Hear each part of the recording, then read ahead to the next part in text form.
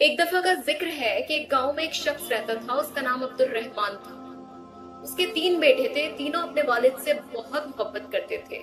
अब्दुल रहमान भी अपने बेटों से बहुत मोहब्बत करता था। एक मर्तबा अब्दुल रहमान ने अपने तीनों बेटों को बुलाया और उनको एक एक सेब दिया और कहा कि इस सेब को ऐसी जगह जाकर खाओ जहां तुम्हें कोई न देख रहा हो। जो ऐसा करेगा उसे इनाम दूंगा।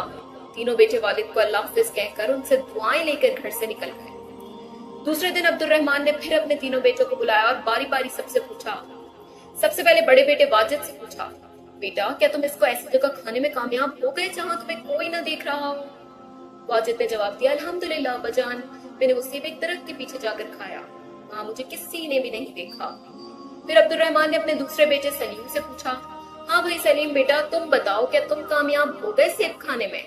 सलीम ने जवाब दिया, अब्बाजान मैंने वो सेब रात के अंधेरे में कमरे को बंद करके खाया, मुझे यकीन है कि वहां मुझे किसी ने नहीं देखा। अब्दुल रहमान ने तीसरे बेटे यूसुफ से पूछा कि हाँ भाई यूसुफ, तुम बताओ कि तुम वो सेब खाने में कामयाब हो गए? यूसुफ ने जवाब दिया, अब्बाजान मैंने किताब उस्माए हुस्ना में पढ़ा है, अल्लाह का एक नाम है अल बसीर, हर एक को हर हाल में देखने वाला।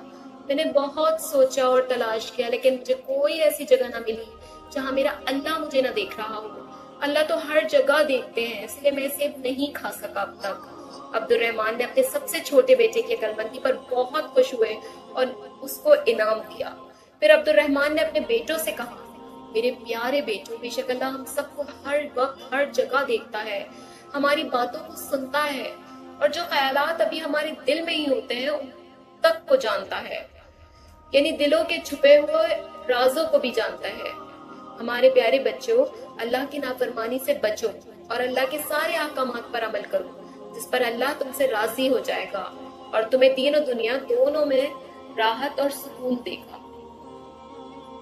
अगर यह कहानी आपको अच्छी लगी तो जल्दी से लाइक कर दीजिए, कमेंट कर दीजिए और हमारे चैनल को सब्सक्राइब